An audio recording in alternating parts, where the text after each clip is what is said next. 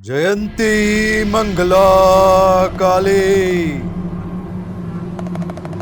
भद्रकाली कपालिनी रूपम देहि जयम देहि यशो देहि द्विषो जहि जयंती मंगला काली भद्रकाली कपालिनी दुर्गा क्षमा शिवा धात्री स्वाहा स्वधा नमोस्तुते।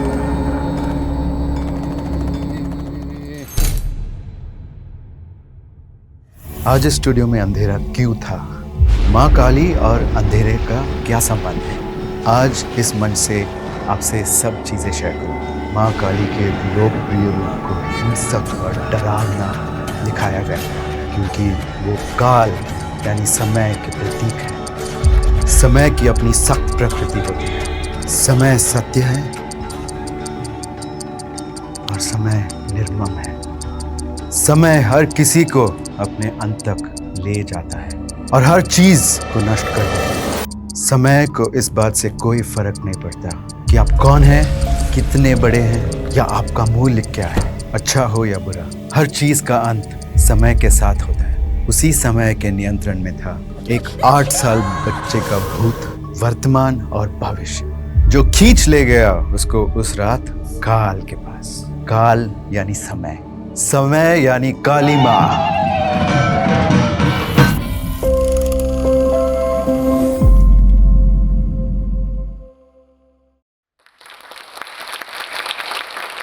मैं 8 साल का था जब काली माँ मेरे पास आई, लेकिन मुझे नहीं पता था कि काली माँ कौन है। एक रात जब मैं थका हुआ था, क्योंकि उस समय मेरे को बहुत स्टैमरिंग था, तो मैं बात करने में बहुत अपना एनर्जी वेस्ट करता था, तो मैं थका हुआ था और मैं सो गया था।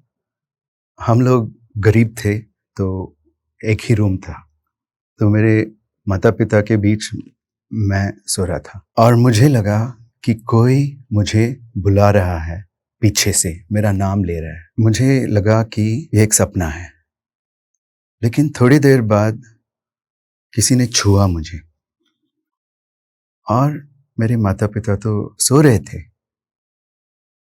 और मुझे एक कंगन की साउंड भी आई, जैसे खटखट, जैसे उनकी जो बोन माला है उसका साउंड आया था। तो मैं अचानक उठ बैठा और पीछे देखा। मेरे खिड़की के बाहर थी, लेकिन मेरे को छुआ भी और 2 सेकंड लगे उन्हें अंदर आने में और मुझे लग रहा है कि मैंने इनको कहीं देखा है। डर नहीं हो रहा था मेरे को, क्योंकि डरावनी रूप में आई नहीं थी उस रात। वो आई थी एकदम शांत रूप में और उन्होंने बोला, तुम्हें मेरे साथ चलना होगा। मैंने बोला, कहाँ? और वो बोली, शमशान। मैंने बोला, ये तो बहुत बुरा सपना है, और सो गया। मैं सोने की प्रयास किया, फिर इधर छुआ, फिर मैं उठ बैठा, तो फिर उनका नजारा है, फिर इधर। और मेरे माँ बाप तो उठ नहीं रहे हैं, तो मैंने उनको उठाया, हिलाया, बुलाया, लेकिन उठे नहीं। तो मैंने सोचा, मैंने उनसे पूछा, क्या आपने मेरे माता पिता को मार दिया? तो उन्होंने बोला, नहीं, सुला दिया, तो मेरे साथ आओ। तो बात नहीं मान रही थी, बहुत मैंने आर्ग्यू किया, लेकिन बात नहीं मान रही थी। उसने बोला, तुमको मेरे साथ आना चाहिए। और मैं देखना हो कि पहली बार किसी का त्वचा जो है नीली है और सुनाई भी दे रहा है कि वो क्या कह रहे हैं। तो वो चुप हो गई, फिर भी उनकी आवाज गूंज रही थी, लफ्ज बंद थे और मुंह भी बंद था एकदम। लेकिन उनकी जो लफ्ज़ थे, उनकी जो वर्ड्स थे, वाइब्रेट होके मेरे अंदर आ रहे हैं, उठो। तो मैं उठ गया। मैंने सोचा अभी नहीं होगा, क्योंकि इतना इलेक्ट्रिसिटी जा रहा था मेरे अंदर, बिजली जा रही थी, दौड़ रही थी बिजली। तो मुझे रहा नहीं गया और मेरे को लगा कि आई डोंट केयर, मैं जाऊँगा इनके साथ। एक ऐसे लग गया मेरे को। तो मैं उठा और मैं गया, और एक भी दिन कोई भी नहीं जानता था कि मैं काली माँ के साथ जा रहा था। लगातार ये हुआ 4 साल के लिए। उन्होंने मुझे बोला, आओ मेरे साथ बटुक। मैं बोला, बटुक कौन है? मुझे पता नहीं बटुक कौन है। बटुक यानी कि बटुक भैरव। तो माँ काली मुझे प्यार से वही नाम दिया था। उन्होंने मुझे ये नाम दिया था। और जब हम गए शमशान, जो हमारे घर से 2 किलोमीटर है, उन दिनों इंडिया में बिजली नहीं रहती थी इतना, तो पावर शॉर्टेज था, तो रात को एक समय के बाद बंद कर देते थे सारी लाइट। तो एकदम खूबसूरत आकाश, और हम जा रहे हैं, और बेंगलोर में ये था तो बहुत सारे फूल खिल रहे थे और बहुत सारा खुशबू आ रहा था। तो मैंने इतना एंजॉय किया माँ के एंकलेट्स का साउंड, ये ठक ठक ठक करके। मैं सोच रहा था कि ये एक रॉक स्टार है। तो एकदम 8 साल का बच्चा क्या सोचेगा, I am really having fun. तो मेरे को लगा मैं डिज्नीलैंड से भी बेहतर लैंड में हूँ। उधर गए तो 4 आदमी थे और एक औरत, 5 लोग थे कुल मिला के। और ऐसे लोग मैं देखा ही नहीं। मैंने सोचा ज़रूर मैं किसी हॉलीवुड प्रोडक्शन में हूँ। तो मैं उधर गया, और उधर भी अंधेरा है, एक आग जल रही है बस। बाद में मेरे को पता चला कि ये लोग अघोरी हैं और यहाँ पे आए हुए हैं क्योंकि काली माँ ने बुलाया उनको, क्योंकि बटुक आ रहा है। और वो मेरा इंतज़ार कर रहे थे। मेरे को सेलिब्रिटी लगा मुझे उधर जाके। मुझे लगा तो कि पहली बार कोई तो मुझे रिकग्नाइज कर रहा है लेकिन किस चीज़ के लिए थोड़ा सेल्फ डाउट भी था। तो लेकिन कुछ कुछ हफ्ते बाद कोई सेल्फ डाउट नहीं था। मुझे लगा कि मैं इधर बड़ी चीज़ें करने के लिए आया हूँ। तो 4 साल में मैंने सीखा अघोर। और ये वैसे नहीं है जैसे आप लोग सोचते हो कि अघोर है, जैसे कोई बाबा स्मशान में बैठ के मांस खा रहे हैं रोज। नहीं यार, बाबा लोग तो मटन खाते हैं, लेकिन ये ड्रामेटाइज किया गया है। वो एक रिचुअल होता है जहाँ पे अघोर लोग बोलते हैं कि हम ये शरीर नहीं है, तो हमको इसको खाने के अलावा कुछ नहीं समझना चाहिए, क्योंकि ये खाने से बना है और ये बोलने की चीज़ नहीं है, करने की चीज़ है। तो अघोर बाबा लोग खाते हैं। ऐसे नहीं कि पूरा हाथ खाते हैं, थोड़ा खाते हैं और देखते हैं कि अपने अंदर उल्टी हो रही है क्या, मेरे को घृणा आ रही है क्या, ऐसे देखते हैं।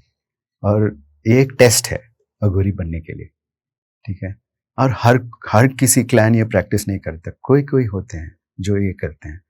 उसका एक वीडियो लिया किसी ने यूट्यूब पे, वो वायरल हो गया और लोग समझते हैं अघोरी क्रूर होते हैं, अनकल्चर्ड होते हैं, उनको हमेशा कुछ ना कुछ गांजा वांजा पीते रहते हैं, ऐसे एक स्टीरियोटाइप बन गया है। तो ये भी हुआ, और वहाँ से एक रात फिर काली माँ ने आना बंद कर दिया। फिर भी मैं शमशान गया, और अचानक बताए बिना, लाइक नो गुड बाइस, नो हेलोस, नो गुड बाइस, कभी आती है जाती है, वो है काल। तो शमशान गया तो अघोरी भी नहीं थी। मेरे को बहुत सारी चीज़ें याद थी जो उन्होंने सिखाया था। तो उस दिन के बाद मेरे करियर के लिए या किसी चीज़ के लिए मैं स्ट्रगल नहीं किया। 13 साल की उम्र में मैं एंटरप्रेन्योर बन गया, और वहाँ से आसान था मेरे लिए। 4 मेरे उम्र के बच्चे को बच्चों को कन्विंस किया कि मेरे साथ काम करो, क्योंकि मुझे स्टैमरिंग है, मैं बात नहीं कर पाऊंगा, तो तुम लोग मेरे साथ काम करो क्योंकि हमारी लॉटरी लगने वाली है। तो वो लोग बोले क्या होने वाला है। मैं फाइनली वहाँ से लेके मैं एक इलेक्ट्रॉनिक्स फैक्ट्री, इलेक्ट्रॉनिक्स नहीं लेकिन यूपीएस वाला फैक्ट्री में मुझे असेंबली का काम मिला था। तो वहाँ से मैंने नोटिस किया कि मेरे को 100 रुपये देते हैं एक असेंबली के लिए, और जो सेल करता है उसको 500 रुपये दे रहे हैं। तो मैंने बोला, मैंने लिख के दिया मेरे बॉस को कि मेरे को सेल्स करना है। वो हंसने लगा, तो बात भी नहीं कर सकता तो क्या सेल्स करेगा। मैंने बोला, तो वो सोच रहा था कि एक बच्चे के पास इतना कॉन्फिडेंस कैसे आ गया, क्योंकि मैंने बहुत ऑलरेडी किया था, क्योंकि मैं स्लम से हूँ तो एकदम स्ट्रीट स्मार्ट था। तो मैं इन 4 लोगों को लेके बोला, तुम लोग जाओ हर मारवाड़ी के दुकान में जाओ जो एवेन्यू रोड में है बैंगलोर में, और उनको बोलो, अंकल जी पावर कट से जो 1 घंटा होता है आपका कितना लॉस होता है, कभी आपने कैलकुलेट किया है? ये बोलो उनसे, वो कैलकुलेट कर लेंगे, मन में कैलकुलेट कर लेंगे। फिर बोलो उनको, हमारा यूपीएस सिर्फ 5,500 है। मैंने इसका रेट 5,500 बना दिया, क्योंकि मेरा कमीशन होगा 500 और मैं रख लूँगा एक और 500। तो उसका हर एक यूपीएस जो वहाँ से जाता था, मुझे 1,000 रुपये मेरे पॉकेट में आते थे, और मैं मेरे सेल्समैन को थोड़ा सा शेयर देता था, और हो गया, अमीर बन गए हम 6 लड़के। और फिर सीखा मैंने कि नेक्स्ट उससे क्या करना है, उसके बाद क्या करना है। मैं ट्रेंड्स देखता गया, फिर वो .com वाला बूम हो गया मेरे यूथ में, तो मैंने सोचा इस पे राइड करना चाहिए। तो मैंने एक ग्राफिक डिज़ाइनिंग कंपनी और एक वेब डिज़ाइन कंपनी ओपन कर दिया। हम लोग उस समय बहुत सारे पैसे बनाने लगे। 18 साल की उम्र में हम लोग एक नया घर खरीद पाए, जहाँ पे मेरे माता पिता रहते थे। मैंने शिव जी से प्रार्थना किया, मैंने बोला, मैंने आपसे बहुत बार मांगा है, मुझे एक गुरु दे देना यार, क्योंकि मुझे लोग समझ में नहीं आ रहे। मेरे को धंधा समझ में आ रहा है लेकिन लोग समझ में नहीं आ रहे। क्यों ऐसा हो गया? क्या हुआ कि मुझे इधर बैठना है? ये सब सोच रहा था मैंने, और मैं नाराज भी था शिव जी पे। तो मैं बोला, शिव जी अगर आपने कुछ नहीं किया तो मैं आप में मानना बंद कर दूंगा। ऐसे मैंने एक संकल्प लिया। तो इमीडिएटली एक आदमी आया, और ये लोग जो 18 साल के बच्चे ही थे, ये लोग रुक गए, उनको देख के चौंक गए। उनका हाइट ज्यादा नहीं था, इतना था, लेकिन जब वो आए सब लोग हट रहे थे जैसे वो 180 केजी का कोई आया हो। तो एक प्रेजेंस था उनका। तो उन्होंने बोला, उठ। बोला, मैं तेरे को फाइटिंग सिखाऊंगा और तुम मेरे घर आ जाओ। और उन्होंने एड्रेस दिया। तो वहाँ जाके मैंने बहुत ट्रेन किया उनके साथ। बहुत ही स्ट्रेंज चीज़ें होने लगी उधर। अगर मुझे कुछ इंजरी लग जाता तो अपने हाथ ऐसे फैलाते और वो इंजरी ठीक हो जाता। मुझे ऐसा हेल्थी बॉडी मैं डिज़र्व नहीं करता, क्योंकि उन्होंने मुझे स्ट्रीट पे लड़वाया। उन्होंने बोला, तुमको करना ही होगा, अगर तुमको फाइटिंग सीखना है तो तुमको फाइटिंग करना है, और एक आदमी से तुम मैट पे फाइट करके तुम फाइटिंग नहीं सीखने वाले हो। तो मैंने बोला ठीक है। तो उन्होंने बहुत मुझे 300 बार लेके गए, और बैंगलोर में किसी भी गली या कोने में एक फाइट स्टार्ट करवाया। मैं बोला, क्या फाइट स्टार्ट कराऊं, मेरे को स्टैमरिंग है। तो वो बोलता है, नहीं तुम चाहोगे, और तुम उसके मुंह पे थूकोगे। तो मैंने ये किया 300 बार, और हर बार प्रेडिक्टेबली वो हाथापाई में कन्वर्ट हो गया। फिर वहाँ मैंने फाइटिंग सीखा। 300 में से 60 लोग अपने साथ एक चाकू रखे थे, जिसको मैंने निकाला, क्योंकि मेरा सेंसिटिविटी इतना बढ़ गया था कि मैं जानता था कि वेपन कहाँ है।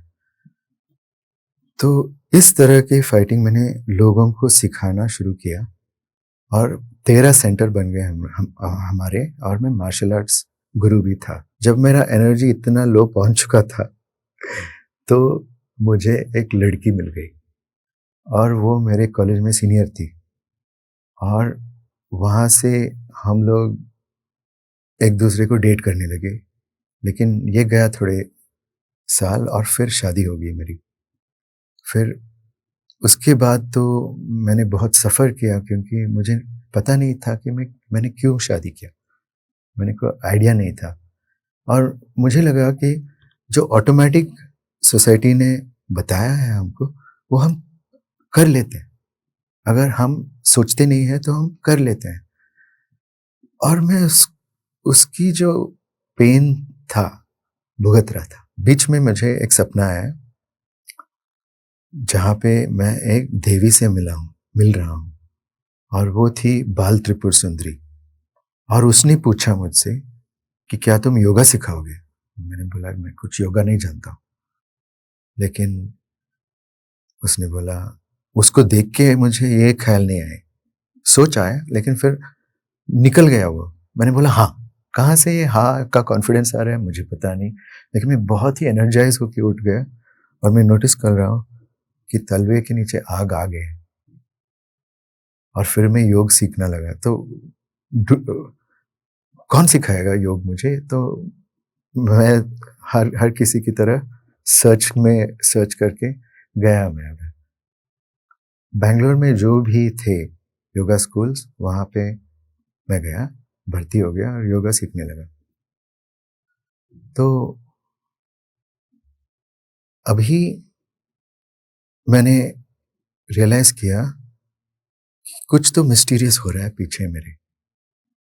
ये कैसे मेरा लक पलट गया कि मुझे पता चल रहा है कि अगर तुम एंटरप्रेन्योरियली सक्सेसफुल हो गए तो आगे का रास्ता योगा ही है।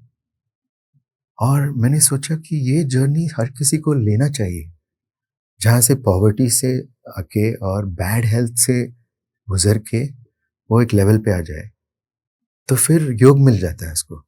तो मैं तो सर्च कर रहा था, लेकिन जो भी वो सिखा रहे थे मुझे लगा कि बहुत एफर्ट है यार, नहीं हो पाएगा ये, ऐसे खाओ ऐसे खाओ, अब सो उठो। क्या मेरा लाइफ नहीं है? क्या मैं जवान नहीं हूँ? क्या मुझे पार्टी नहीं करना चाहिए? ऐसे लगा मुझे। तो मैं पार्टी करता था एकदम बिंदास, क्योंकि वो मुझे ये थॉट से डिस्ट्रैक्ट करता था कि मेरी शादी तो टूट गई ऑलरेडी। तो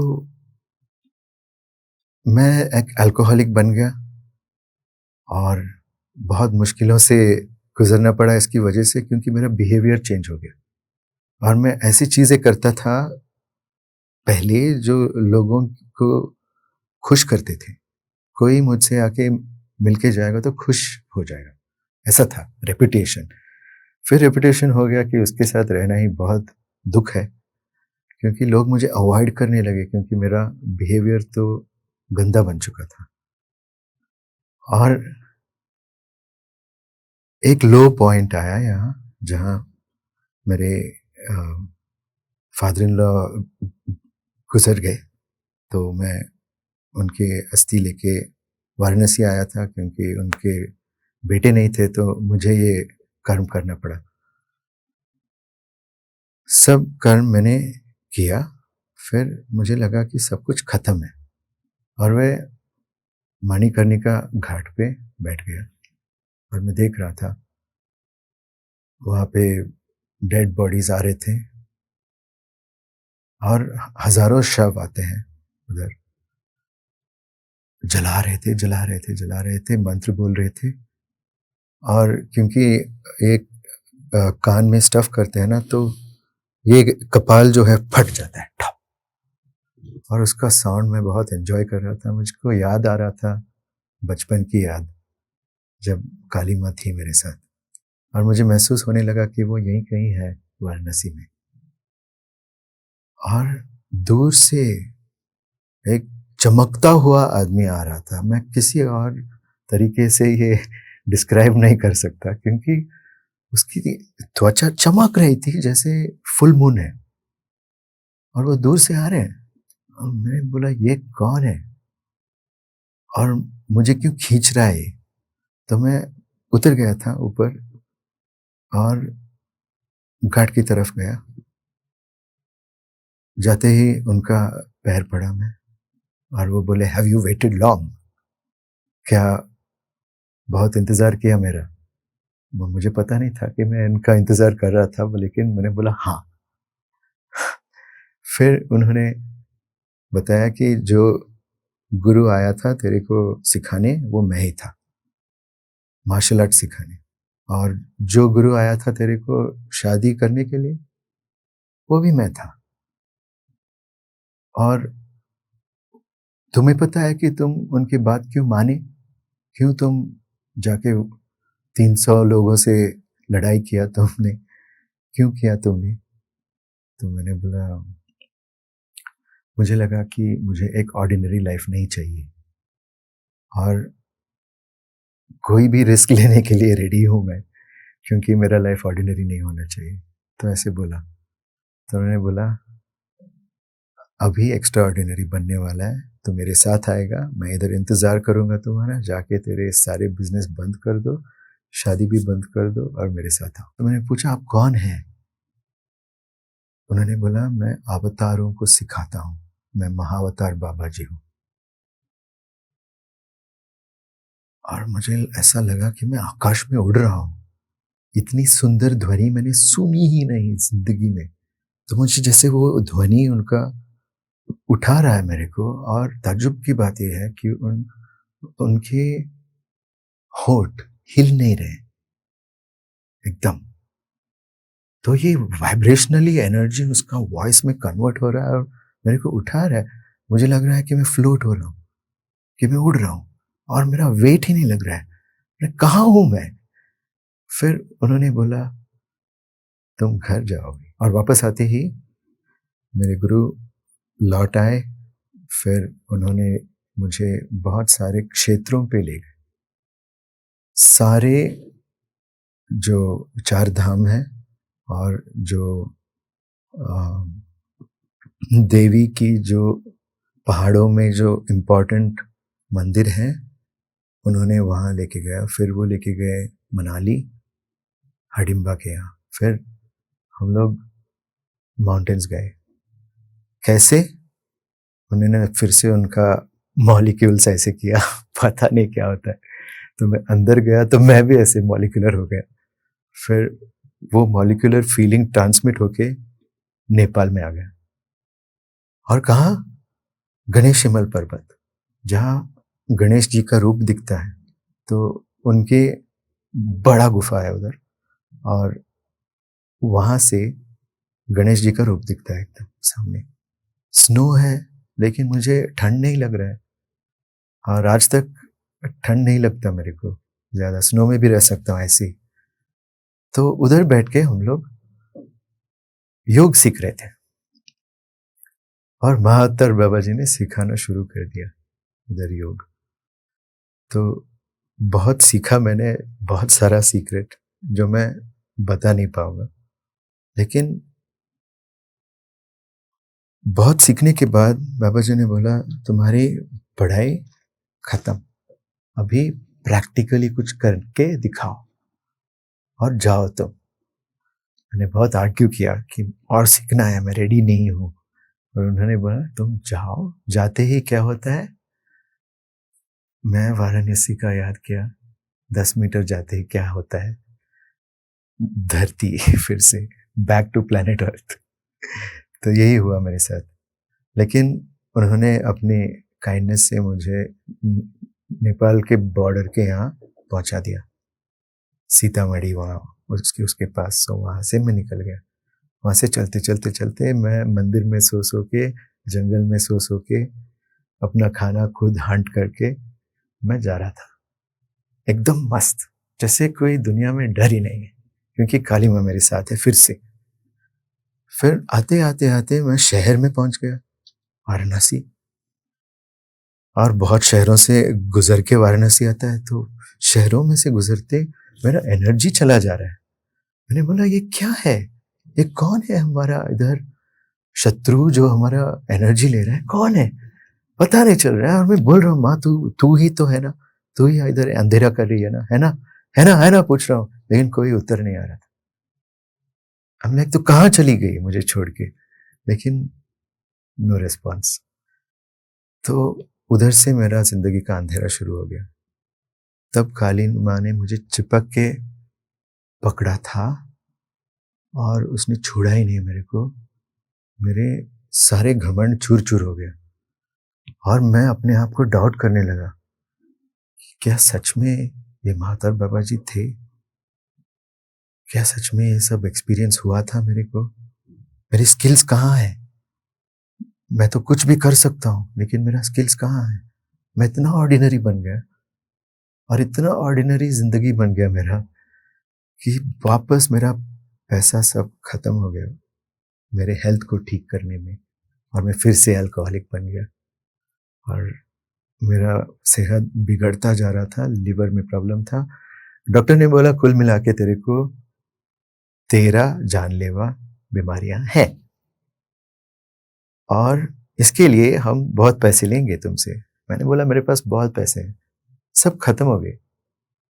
और और उसके बाद मैंने सोचा लो बजट में करना होगा ये हेल्थ को ठीक। तो मैं बुक्स पढ़ने लगा, तो अपने आप को एजुकेट किया, किसी एक्सपर्ट की सलाह नहीं दिया क्योंकि एक्सपर्ट ने सारे पैसे लूट ली। तो फिर उसके बाद मैंने एक हेल्थ कंपनी खोला, फिर सबको मैं सेहत बांटता गया जो फ्लॉप था। तो मैंने बहुत किया ये, बहुत सफरिंग करने के बाद वो अभी इंडिया का नंबर 1 न्यूट्रिशन कंपनी बन गया। फिर मैं निकल गया वहाँ से। एक्चुअली मैं पौंडीचेरी में रहता था, तो मैंने सोचा मुझे चामुंडी माँ के पास जाना है क्योंकि बुला रहे थे मेरे को। तो मैसूर में माँ सती के बाल गिरे थे और उधर एक शक्तिपीठ भी है। तो उधर गया मैं और वहाँ से मैंने ये अट्रैक्शन शुरू कर दिया। मैंने सोचा और भी मेरा एनर्जी बढ़ाऊं, और भी मेरा एनर्जी बढ़ाऊं, और भी मेरा एनर्जी बढ़ाऊं, और मैंने कंटेंट स्टार्ट कर दिया। वो स्टार्ट होते ही बहुत लोग फॉलो करने लगे और उसके बाद एक के बाद एक पॉडकास्ट करता गया मैं। कभी मैं ही होस्ट था और मैं ही गेस्ट था, और कुछ पॉडकास्ट में होस्ट थे और वो मेरे स्टूडेंट्स ही थे।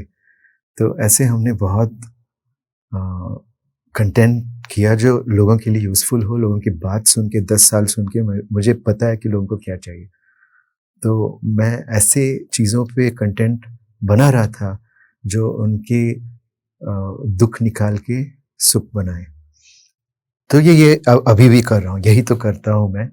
और ये एक करोड़ों का बिजनेस बन गया है अभी, क्योंकि हम एक नॉन प्रॉफिट है, सारी चीज़ें हम री इन्वेस्ट करते हैं, तो हम फास्ट ग्रो हो रहे हैं क्योंकि बजट बहुत सारा है इन्वेस्ट करने के लिए। तो अभी सिर्फ हमारे टीम को आइडिया चाहिए क्योंकि न्यू है, लेकिन हम आ गए हैं मुन्ना भाई बनने, टू सॉल्व एवरीबडीज प्रॉब्लम। क्योंकि मुझे लगता है कि सारा ह्यूमैनिटी, हम सब रिलेटेड है, हम सब देव देवता हैं, लेकिन हम अभी इस शरीर में हैं और हमें बताया गया कि हम नीच है, हम कुछ, हमारा जिंदगी का कुछ वैल्यू नहीं है। हमारे मरने के बाद कौन याद रखेगा, और तुमको मरना पड़ेगा। ये है डिप्रेसिंग टीचिंग्स सोसाइटी के, जो मैं कभी भी नहीं मानता हूँ। मेरे गुरु ने सिखाया मुझे कि तुमको इमॉर्टल बनना है तो तुमको हीलिंग अपने डैमेज से कम रखना है बस। तो तुम इमॉर्टल बन गए ना, अमर बन गए तुम। तो यही है, रोज योग करने से आप अपने आप को हील कर सकते हो, और जब आप हील होते हो तो आप इमॉर्टल बन गए। और एनर्जी बढ़ाएंगे तो आपको शेप शिफ्टिंग वाला फीचर आ जाएगा। तो आप अपने अपीयरेंस को चेंज कर सकते हो ओवरनाइट। और कुछ चीजें तो आप टाइम भी श्रिंक कर सकते हो जहां से भी, अगर आपकी एनर्जी है तो, क्योंकि काली माँ है।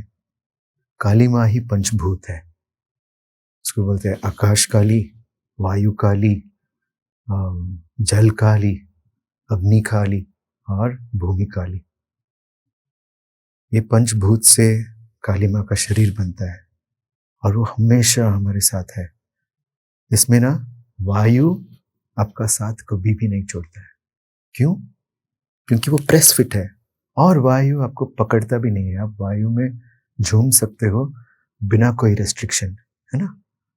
तो वो है काली माँ का प्यार, तुम सबको छू रहा है वायु काली बन के। तो मैं बोलता हूं कि आप काली में मानो या ना मानो, ये प्रॉब्लम नहीं है। आपको एलिमेंट्स तो समझ में आता है, तो आप एलिमेंट से इंटरेक्ट करो, देखो कि कितना प्यार करता है तुमसे, एक माँ की जैसे। तुमको छोड़ते ही नहीं। पैर उठाओ इधर भी पकड़िए, हाथ उठाओ इधर भी पकड़िए, मुंह को पकड़िए, शरीर को पकड़िए, सर को पकड़िए, बाल को भी पकड़िए, कि एक बाल को पकड़िए। जस्ट इसको महसूस करो, ठीक है। ये रियलिटी के महसूस करो कि वायु मुझे बाल बाल से पकड़ता है, लेकिन फिर भी मुझे ये बोलता नहीं कि तुम ये करो वो करो। हम कैसे पकड़ते हैं लोगों को? अगर काली माँ के आशीर्वाद हो गए तो आप वायु के जैसे लोगों को पकड़ेंगे, आप उनके सांस बन जाएंगे। जब वो सांस अंदर लेते हैं तो आप उनके अंदर रहेंगे। अगर आपके पास एनर्जी है तो आप एक इकोसिस्टम बना सकते हो, आप एक एटमॉस्फेयर बना सकते हो, जिसके बारे में सब युवा लोग कंप्लेन कर रहे हैं आजकल। वो चीज़ें आपके हाथ में है फिक्स करना, और वो योग से ही होगा। किसी ने बोला ना, योगा से ही होगा। थैंक यू जोश टॉक्स, क्योंकि यहाँ आने के बाद मुझे वो एनर्जी महसूस हो गया जो मुझे मेरी ज़िंदगी में चाहिए अभी अर्जेंटली। तो मुझे लगा कि द सिंसियरिटी विथ विच आप लोग काम करते हो, I totally appreciate it and I thank you very much for it. और it's been great to come here and just see the YouTube awards. I wanted to fall. I'm like, who are these guys? So thank you so much. As a creator myself, I know it's really hard. The work you do is crazy hard, man. But you guys are rocking it. So I really love it. My experience here as Josh Talks, as the name says, is Josh.